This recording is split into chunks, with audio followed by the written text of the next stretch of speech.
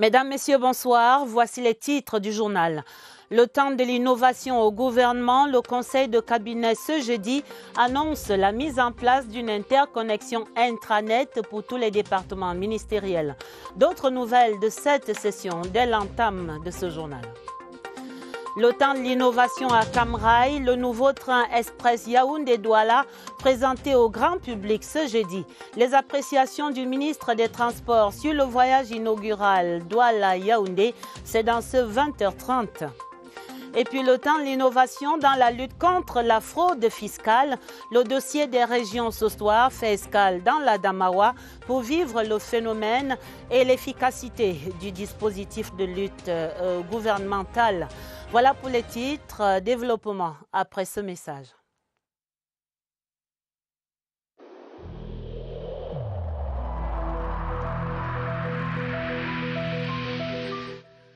Je vous exhorte de nouveau à porter vos masques, à vous laver régulièrement les mains et à faire appel à un médecin ou à tout autre personnel de santé au cas où des symptômes apparaissent. C'est le seul moyen de préserver les vies et de freiner la propagation du virus.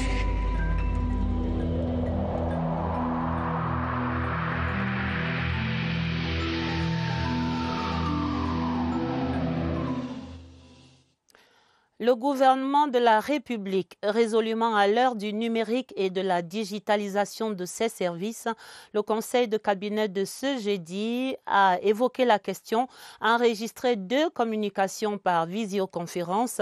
Le Premier ministre chef du gouvernement a ainsi supervisé la présentation du nouveau système de dédouanement exclusivement par voie électrique et la mise en place d'un intranet gouvernemental. L'autre évolution relevée, c'est la stabilisation progressive de la pandémie du Covid-19 depuis 3 semaines maintenant. Reportage à l'immeuble Étoile, Laurentine Bokono. L'heure a véritablement sonné pour l'arrimage définitif de l'action et de l'activité gouvernementale aux technologies de l'information et de la communication. À titre d'illustration, depuis le 1er octobre 2019, les usagers peuvent se connecter au nouveau système d'information des douanes camerounaises, baptisé CAMSIC, Cameroun Custom Information System. Cela peut se faire à partir de n'importe quel terminal digital disposant d'un navigateur et d'une connexion Internet, smartphone, tablette, laptop, ordinateur de bureau et à partir de n'importe quel coin du globe. Donc, plus besoin de se rendre dans les bureaux des douanes pour effectuer des opérations, réalisant ainsi des gains de temps et d'argent. Autre illustration, le gouvernement de la République veut se doter d'un intranet. La prise en main du projet par le gouvernement augure des avancées significatives sous peu de temps. Pour assurer la sécurité, la réduction des coûts, il nous faut harmoniser toutes les initiatives du gouvernement à travers un intranet qui sera hébergé dans un data center local. Autre évolution relevée, celle de la pandémie du Covid-19 qui se stabilise depuis 3 semaines. Le taux de positivité que nous avions un peu plus haut il y a de cela 3 semaines a baissé. Les décès ont baissé, mais nous voulons être encore plus vigilants pour que nos équipes sur le terrain continuent à renforcer la surveillance épidémiologique des cas. Une mise en garde cependant. Les variants anglais et sud-africains sont en circulation au Cameroun, d'où la nécessité de renforcer la surveillance aux frontières. Test réussi pour le nouveau train express Douala-Yaoundé-Douala après l'interruption et l'accident des ECA en 2016. Cam Rai inaugurait la ligne ce jeudi avec une locomotive et 11 voitures voyageurs entièrement rénovées. Le train est parti de la gare centrale de Douala au quartier Bessengue pour la capitale Yaoundé. Parmi les passagers, le ministre des Transports, Jean-Ernest Massena Ngale-Bibehe, aux côtés du directeur général de Cam Rai pour un voyage qui va durer 4 heures et 58 minutes. Également à bord de ce train express, notre reporter Monique Félicité Chouane. À son arrivée à la gare de Bessengue, Jean-Ernest Massénangale Bibéhe est accueilli par la splendeur des 4 nouvelles locomotives aux couleurs vert ou jaune acquises par l'État. Même émerveillement devant les 11 voitures du parc automobile Camrail totalement rénovées. Avant l'embarquement, une prière est dite à l'endroit du Très-Haut. Le ministre des Transports et sa suite découvrent les installations intérieures, chaises confortables, climatisation. Le voyage est paisible, ponctué par 4 arrêts chaleureux. Nous venons d'effectuer ce voyage-là en toute sécurité pour permettre aux populations qui, depuis un moment, depuis 4 ans, n'avaient plus la possibilité de voyager à bord d'un train rapide, puissent le faire très rapidement. Une grande émotion saisit toute la délégation à l'arrêt des ECA. Le drame de 2016 reste dans les mémoires, mais la ville historique a séché ses pleurs. Nous avons tenu à marquer vraiment d'un saut particulier notre présence ici à Iseka, qui reste un moment mémorable pour nos populations. L'expédition se poursuit à la satisfaction générale. Douala-Yaoundé, environ 5 heures de train. Un voyage test réussi qui augure des lendemains meilleurs dans le transport ferroviaire camerounais. Et on va dire heureux qui, comme ses passagers, ont fait un bon voyage parce que le train express est entré à la gare de Yaoundé après les 4 escales dans les stations d'Edea, Ezeka, Makak et Ngoumou.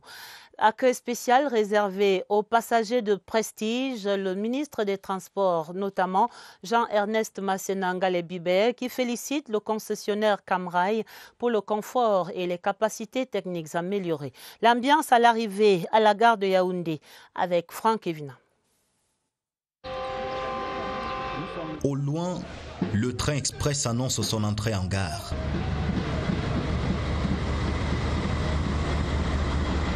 Dispositif d'accueil spécial, raid d'honneur, animation folklorique pour les passagers VIP.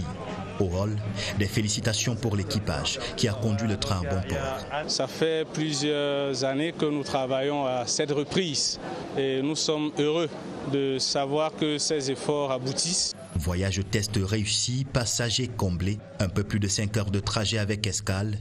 Mais personne n'a vu le temps passer. Très bien organisé, les conditions particulières, c'était bon. Un très bon voyage. Des témoignages qui rassurent après la catastrophe ferroviaire du 21 avril 2016. Nous avons espoir que Camrail va réussir à restaurer la confiance avec le voyageur camerounais.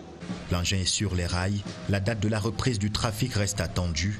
Impatients, de nombreux voyageurs prêts à embarquer quand le train express sifflera.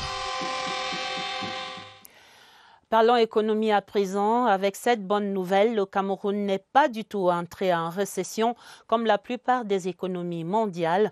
Le taux de croissance annuel pour l'année 2020 n'est pas du tout négatif, mais estimé à 0,7% par l'INS, l'Institut national de la statistique. Lucrèce Mbenga analyse à présent les raisons de cette résilience et les supputations pour l'année 2021. On l'avait projeté à moins 2,3% du fait des affres du Covid-19. Selon l'INS, le taux de croissance du Cameroun en 2020 est finalement estimé à 0,7%. Et cela vaut son pesant d'or. Nous ne sommes pas entrés en récession. La récession, c'est que vous avez un taux de croissance négatif après, c'est peut-être 2 trimestres, 3 trimestres. Si le Cameroun a échappé à la récession, contrairement à plusieurs pays, c'est que l'activité économique a été relancée à temps et les recettes ont suivi. Les mesures d'assouplissement qui ont été prises le 30 avril par les autorités ont été extrêmement salutaires. Nos services d'assiette nous ont plutôt apporté des recettes en augmentation de 11,3%. Et déjà au ministère des Finances, on songe à reviser les hypothèses budgétaires de 2021. Les hypothèses de base, c'était un taux de croissance de moins 2,6%. Avec 0,7%, on remonte au-dessus. Donc on va changer les hypothèses qui ont porté le projet de budget 2021. Dans la même veine, l'agence de notation Fitch Rating vient de faire passer la note souveraine du Cameroun de B perspective négative à B stable, ce qui est de bon augure pour le Cameroun qui veut émettre sur le marché international une nouvelle ligne de rebond en vue de rembourser par anticipation ceux de 2015 qui arrivent à échéance en 2025. Et l'un des leviers pour accélérer la croissance économique au Cameroun, c'est bien la gouvernance et les bonnes pratiques financières. Le gouvernement est vent debout pour poursuivre la campagne de prévention contre les atteintes à la fortune publique. Les organisations de la société civile, coordonnées par le ministère délégué à la présidence chargée du contrôle supérieur de l'État, tenaient ainsi ce jeudi une journée de réflexion sur le thème de la sécurisation et de la protection de la fortune publique dans le cadre de la gestion de la commande publique pour un Cameroun émergent. En bonne place, les gestionnaires de crédit et les prestataires de services. Agnès Solange à Bessolon. C'est un tableau sombre de la gestion de la fortune publique peint par la société civile. Une première catégorie mise en exergue, celle des gestionnaires véreux. Les livraisons fictives seraient monnaie courante ici. 89% sur un échantillon de 100. Mieux, 24% des bons de commande sont vendus avant l'ouverture même de la ligne de budget, alors que 18% des bons de commande ne sont pas livrés. La deuxième catégorie souligne des gestionnaires indignes selon eux. 8% népotistes, sectoristes et tribalistes. Les gestionnaires loyaux, eux, ne représentent que 3%. À chaque fois que... Cette phase de sensibilisation des gestionnaires, s'ils n'observent aucun changement, d'ici là, ils passeront à la vitesse supérieure. Ouvrons le dossier des régions ce jeudi qui livre l'autre clé de la croissance économique, c'est bien la sécurisation des recettes fiscales, à l'œuvre notamment dans la Damawa. Là-bas, une zone charnière où les éléments du peloton routier motorisé de Ngaoundéré et ceux de l'opération Alcomi halte au commerce illicite, n'ont décidément plus de répit. Il ne se passe guère de semaines sans que des faussaires ne soient interpellés sur les tronçons Ngaoundéré-Toboro et Ngaoundéré-Garoua. De fausses plaques d'immatriculation, des falsifications de documents routiers ou encore des trafics en tout genre. Sur les traces des opérateurs économiques véreux, notre fin limier, Salomon Kankili Babalé, dans la Damawa. L'ancivisme, la contrebande et même la contrefaçon roulent en camion ou se déplacent à moto sur le corridor Douala-N'Djamena et davantage dans la Damawa. Une région proche du Tchad qui partage également ses frontières avec le Nigeria et la République centrafricaine. À la manœuvre du phénomène de la fraude fiscale, notamment des transporteurs véreux qui se recrutent autant au Cameroun qu'au Tchad. Comme les gens ne veulent pas payer, ils cherchent donc les voies et moyens de contourner cette douane. D'abord, il y a d'autres qui viennent donc avec les fausses plaques d'immatriculation. Donc, quelqu'un peut importer la voiture. Au lieu de venir dédouaner cette voiture, ils cherchent à acheter la plaque d'immatriculation et fixer sur la voiture. Le manque à gagner pour le Cameroun et les pays de la sous-région est énorme. Le manque à gagner est énorme. En ce qui concerne les impôts, par exemple, le Cameroun ne bénéficie de rien, ni le Tchad. C'est-à-dire quand ils sont du côté des Tchad, ils mettent la plaque d'immatriculation camerounaise, tchadienne, et ils ne paient donc pas les impôts. Un train de mesures est déjà mis en branle. Les opérateurs économiques indélicats vont devoir couper le moteur aux malfaçons. C'est donc entendu, la fraude fiscale fragilise le tissu économique au Cameroun et on l'a vu dans la région de la Damawa précisément, une zone de transit et d'échanges commerciaux par excellence au Cameroun. Pour combattre ce phénomène et développer le sens du civisme fiscal parmi ces acteurs économiques, le gouvernement déploie diverses stratégies. Voici ces dispositifs décrits ici par Ibrahim Mohamed Abbassi à Ngaoundéré. Les contribuables inciviques sont traqués dans la région de la Damawa. Les opérations de contrôle dans divers secteurs d'activité permettent de démanteler de vastes réseaux de fraudeurs. En cas de fraude et de manœuvres frauduleuses, la quotité et les impositions sont multipliées jusqu'à 150%. La loi punit sans préjudice des sanctions fiscales, l'emprisonnement de 1 à 5 ans et d'une amende de 500 000 à 5 millions de francs ou de l'une de ces deux peines seulement, celui qui se soustrait frauduleusement ou tente de se soustraire frauduleusement à l'établissement, au paiement ou au reversement de l'impôt. Et pour combattre le phénomène, l'administration fiscale et les douanes ont développé d'autres mécanismes pour encourager le civisme fiscal dans la région de la Damawa. Le paiement par télédéclaration et l'opération Alcomi 3, zone 3. Également dans l'actualité, cette audience solennelle de prestation de serment ce jeudi pour les membres et les responsables nommés à la Commission nationale des droits de l'homme et des libertés.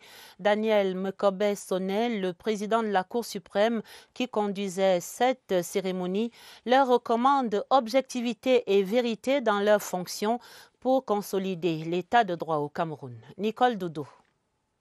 Ce sont 15 hommes et femmes, têtes pleines et profils éloquents, 2 responsables et 13 membres choisis par le chef de l'État pour tenir la Commission nationale des droits de l'homme au Cameroun.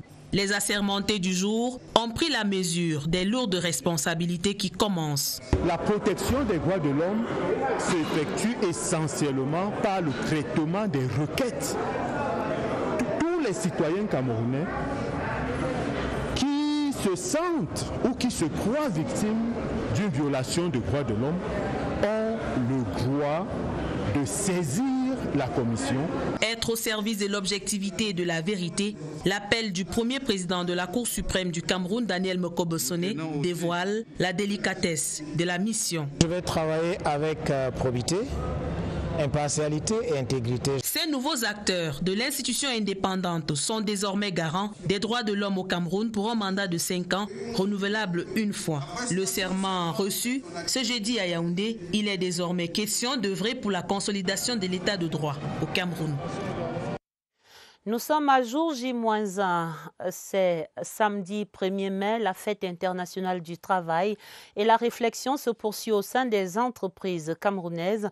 Parmi les centres d'intérêt ce jeudi, le rôle des syndicats dans l'épanouissement du travailleur, des syndicats jugés parfois trop proches du patronat selon certains intervenants. La synthèse de ces échanges avec Alvin Giselze.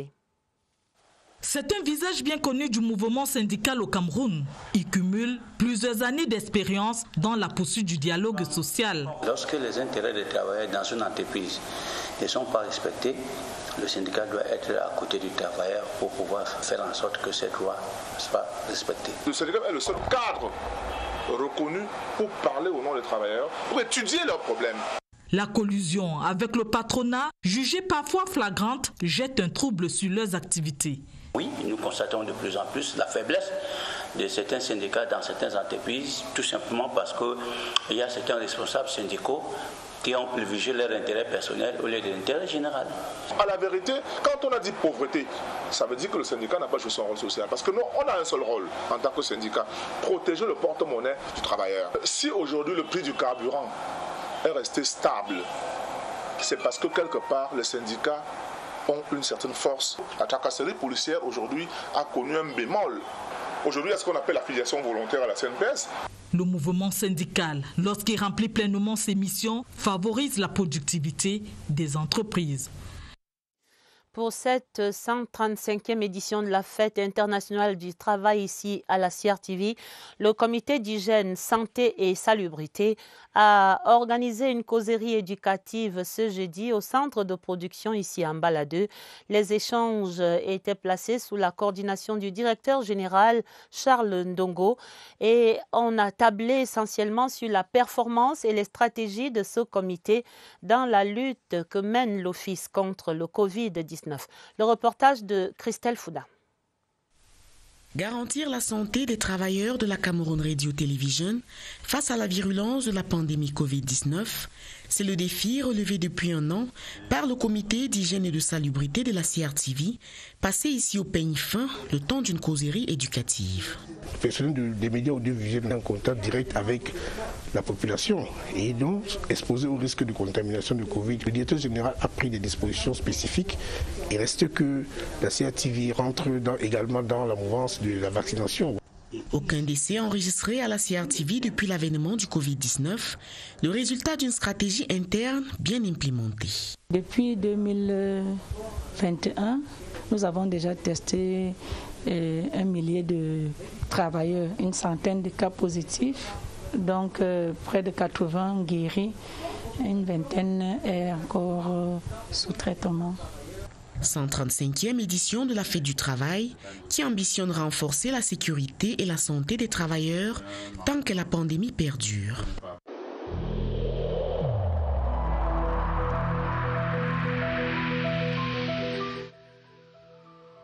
Malgré nos efforts, le Covid-19 a endeuillé de nombreuses familles et provoqué de graves difficultés dans le fonctionnement de notre économie et de notre société.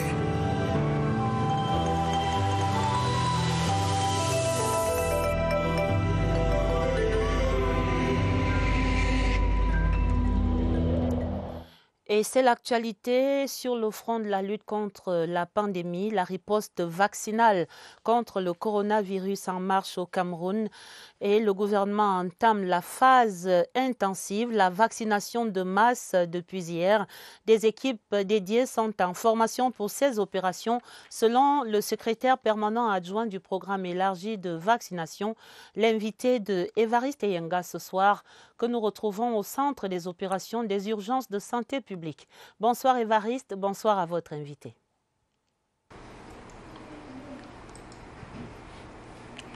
Bonsoir, la vaccination de masse est une étape supérieure. On peut y arriver, ça n'est pas encore le cas au niveau du Cameroun, mais il peut se trouver qu'on arrive à vacciner, on va le dire assez simplement, presque tout le monde au point de ne plus éprouver la nécessité de porter le masque. À quel moment cela peut être opportun? Question au docteur Andreas Njo ce soir. Docteur, bonsoir. Bonsoir, Évariste. Je rappelle que vous êtes le secrétaire permanent adjoint du programme élargi de vaccination. Merci d'avoir accepté l'invitation. À quel moment cela peut être opportun de procéder par une vaccination massive?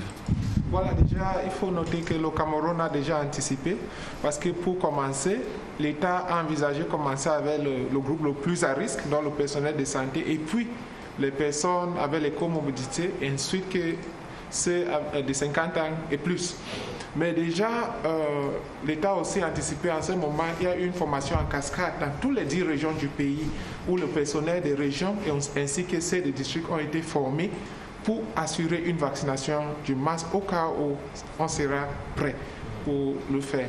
Donc déjà, aussi en ce moment, l'État est en train de considérer les personnes à risque modéré, comme par exemple les enseignants, les autres personnels qui sont dans les agglomérations avec d'autres personnes, les réfugiés. Et donc ça veut dire qu'il y a cette possibilité. Déjà, on peut dire qu'au niveau opérationnel, les équipes sont prêtes, ils sont formés. Donc dès que les vaccins sont disponibles, je pense que cela sera considéré. Merci à vous, docteur Andreas Njo. On l'a suivi, mais c'est encore un stade des prémices, en quelque sorte, de la vaccination massive. Il s'agit d'abord d'un renforcement de capacité, la formation des personnels en charge de ce type de vaccination. Cela peut se faire par des postes mobiles, puisqu'il faut aller vers les masses, vers le plus grand nombre de personnes.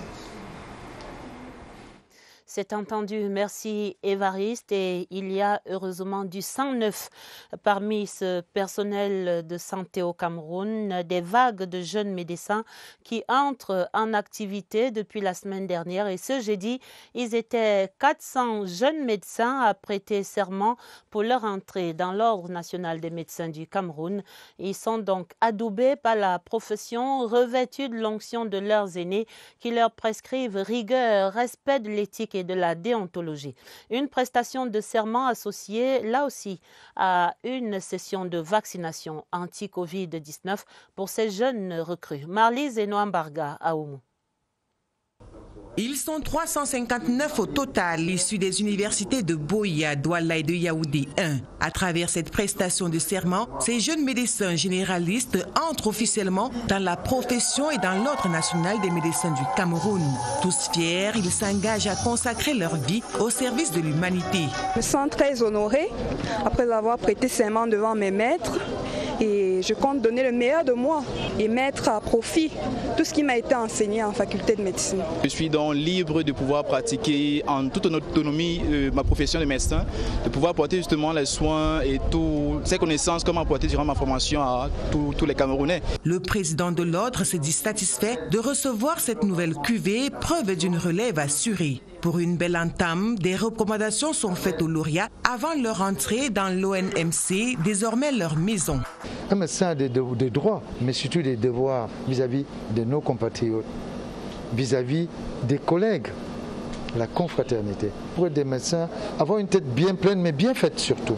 C'est très important. Covid-19 oblige, c'est par vague de 40 qu'ils passent à l'acte. Cette cérémonie de prestation de serment est une occasion pour les doyens de la médecine de sensibiliser les plus jeunes sur cette pandémie et vacciner en retour les volontaires contre cette maladie.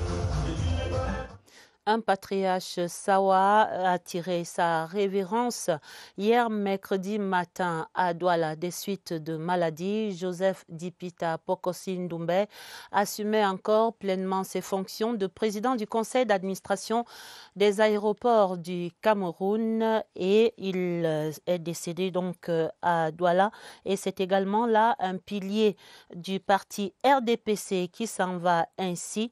Nous allons donc vivre cette ambiance à Douala pour le dernier moment de vie et le départ de ce patriarche dans ce reportage de Olivier Kingé-Moli.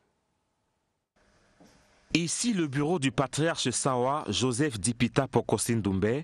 Il traduit l'activité récente d'un homme de près de 89 ans qui achevait de sélectionner ses photos dans la perspective de l'écriture de ses mémoires en cours. L'ouvrage a été stoppé net dans la nuit du 27 au 28 avril, violemment, alors que rien la veille ne l'indiquait de manière décisive. Hier après-midi, ça allait.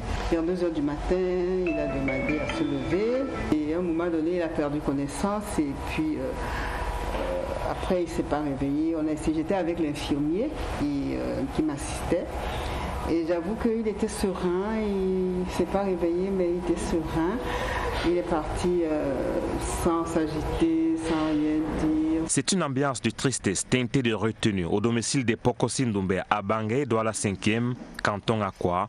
Le guide s'en est allé. Le peuple vient au recueillement dans la dignité. Celle qu'incarnait ce Sawa pur souche, pharmacien de formation, qui a inspiré beaucoup de générations.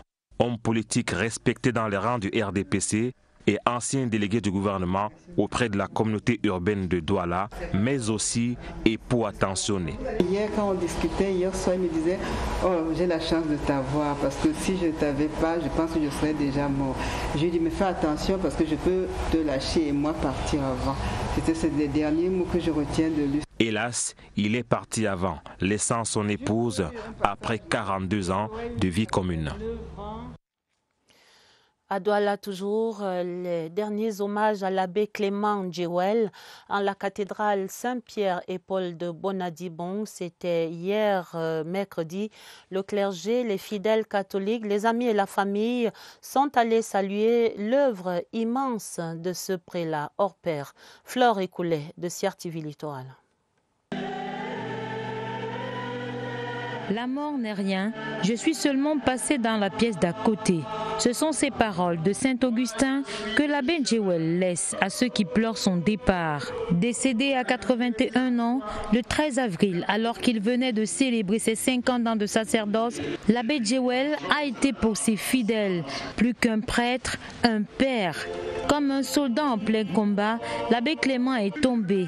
Ainsi dira l'abbé Antoine Bappé dans son homélie pour rester dans l'esprit de ce prélat qui a fait don de sa vie au Seigneur. Un prêtre qui a été un exemple de piété. Pour célébrer la vie, l'abbé Clément nous dit « Continuez à rire de ce qui nous faisait rire ensemble, car je ne suis pas loin ». L'abbé Clément Djewel repose désormais au cimetière de Bonadibon. Le jeûne et les prières se poursuivent pour la communauté musulmane, encouragés pour ceux de Yaoundé 7e par le député RDPC Franck-Éric Ndié.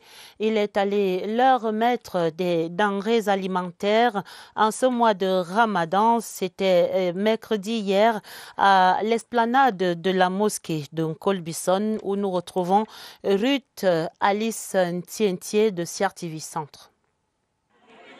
C'est une grande première pour la communauté musulmane de Yaoundé 7. Pour le député RDPC Franck-Éric Ndié, la laïcité du Cameroun n'empêche pas de marquer un vif élan de solidarité et de respect envers les autres religions. La question de foi étant au cœur des libertés publiques. Il était important pour nous de venir avec ces petits présents, un peu d'huile, un peu de sucre, de riz. Ce sont des denrées de première nécessité qui sont très importantes pour que nos frères, nos sœurs et nos parents musulmans puissent passer le jeûne du Ramadan en toute sérénité. Le mois du Ramadan est un mois sacré d'élévation spirituelle, toute chose qui contribue à l'amélioration de la qualité des relations entre les hommes. Nous le remercions beaucoup pour ces dons. Vraiment, nous allons continuer de prier pour lui, pour que Allah continue de l'élever. Le député RDPC en a profité pour recueillir les préoccupations fortes de cette communauté. Nous demandons à l'honorable de toujours penser à nous, transmettre nos doléances à qui de droit pour la qualité de route que nous avons et la qualité d'énergie que nous avons dans notre quartier. Des doléances qui feront certainement l'objet de la politique sociale si chère à cet élu de la nation. Rencontre des étudiants camerounais ce dernier samedi avec une nouvelle entreprise spécialisée dans la mobilité vers la France. Affiche de bons résultats. Cette entreprise-là, dénommée Cross, elle est une société financière française basée au Cameroun depuis 2019 et elle accompagne de nombreux étudiants dans la recherche des logements et le préfinancement des billets d'avion après leur admission. Adèle Sylviane Kalga raconte cette rencontre. L'avenir est plus que jamais radieux pour les étudiants camerounais. En 2 ans seulement, 575 d'entre eux ont bénéficié des services de l'expert de la caution bancaire, Cross.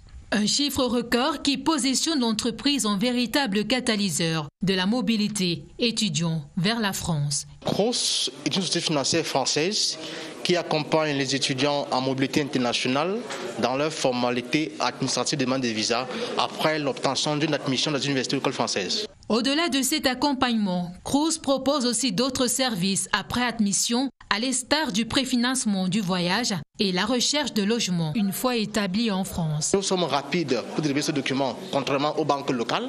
Nous avons les frais de services les plus accessibles du marché et également nous offrons tout un accompagnement, notamment la prise de rendez-vous en ligne, la constitution du dossier et également nous offrons l'assurance à tous nos étudiants. Ce facilitateur de l'assistance estudiantine sort du virtuel où il était le plus en évidence pour partager des informations sur l'accompagnement dont ont besoin les jeunes pour des démarches administratives couronnées de succès. J'avais déjà pendant longtemps cherché à avoir un AVI fiable. Cross permettant aux étudiants d'avoir des AVI fiables, c'était l'occasion pour moi de réaliser mon fameux rêve. Donc oui, ils ont vraiment résolu mon problème. Avec un taux de réussite de 91%, la jeune entreprise prend son envol et compte maintenir le cap dans l'intérêt du fer de lance de la nation. Il faisait partie des inconditionnels, l'une des chevilles ouvrières de la préparation de ce journal que vous regardez, tant au calibrage en amont qu'à la rédaction. Il s'appelle Augustin Bichoka et il signe ce soir sa dernière séance de relecture avec moi à ce 20h30. Après 26 années de carrière au sein de l'Office, il a été rédacteur en chef à CR TV Centre notamment. Il s'en va à la retraite. Augustin Bichoka, un journaliste rigoureux et d'une rare humilité. Son portrait est brossé par Daniel Menanga. Le calibrage du 20h30 a souvent porté sa marque, la rigueur d'un chef d'édition. Il va durer 1 minute 20. J'espère que tu vas respecter ce temps. Je vais m'efforcer à respecter mon temps. D'accord. Et c'est avec ce même état d'esprit qu'Augustin Bichoka achève sa carrière ce jeudi à la relecture du journal. C'est un excellent collaborateur, tout à fait lisse, conciliant, toujours d'humeur égale. J'ai appris à connaître le père de famille très attentionné. Augustin a de grands enfants qui ont fait de très très bonnes études. L'aîné a l'étoffe d'un employé modèle, façonné entre la radio où il commence animateur et à la télévision nationale où il est journaliste. En 2010, le couple présidentiel allait à Bamenda pour le cinquantenaire des forces armées. Et le couple présidentiel a marqué l'arrêt à Bafoussam où j'étais rédacteur en chef adjoint et nous avons couvert cette descente.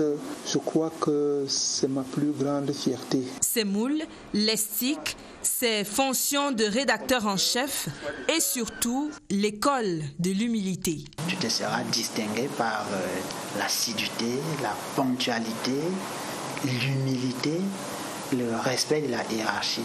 Pour sa dernière à l'office, la nostalgie dans ses yeux. Le film de 26 années riche d'enseignements à faire valoir. Excellente retraite, Augustin. La page des sports et les infrastructures de la CAN 2021 surveillées comme du petit lait sur le feu avec cet autre électrochoc pour booster l'achèvement du complexe sportif d'Olembe.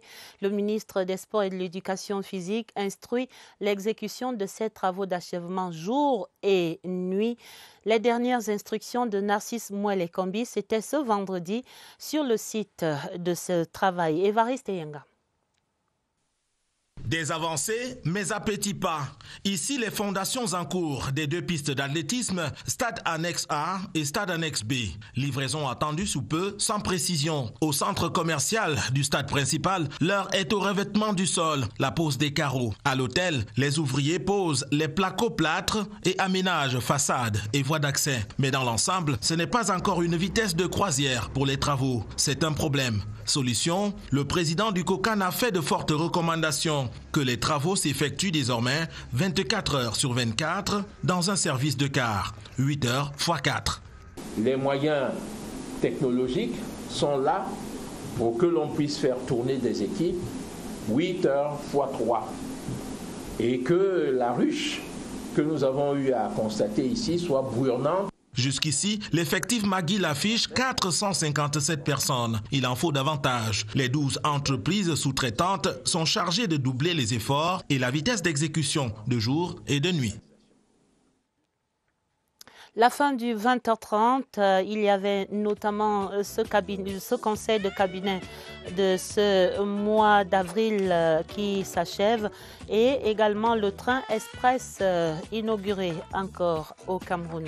Le 20h30 était préparé avec la collaboration de Augustin Bichoka. Au revoir Augustin une fois de plus et Augustin Ngononga retrouvé immédiatement après le journal. L'ode à Guillaume Oyonombia et pour les éditions du 20h30 du week-end. Dès demain, vous serez en compagnie de Atabadine Omar. Je vous souhaite d'avance un excellent début de week-end. Très belle soirée sur toutes nos antennes et à lundi 20h30.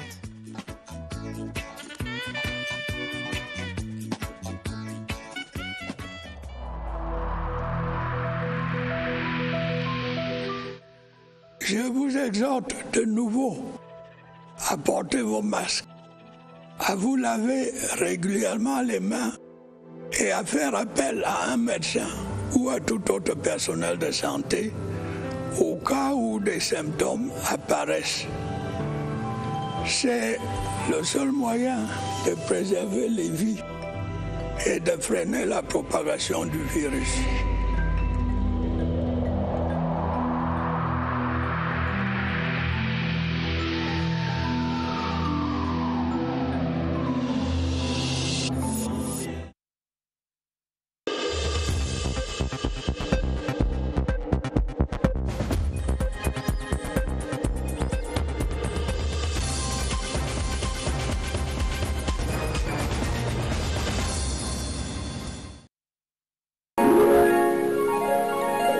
CRTV News, ici, toute l'info.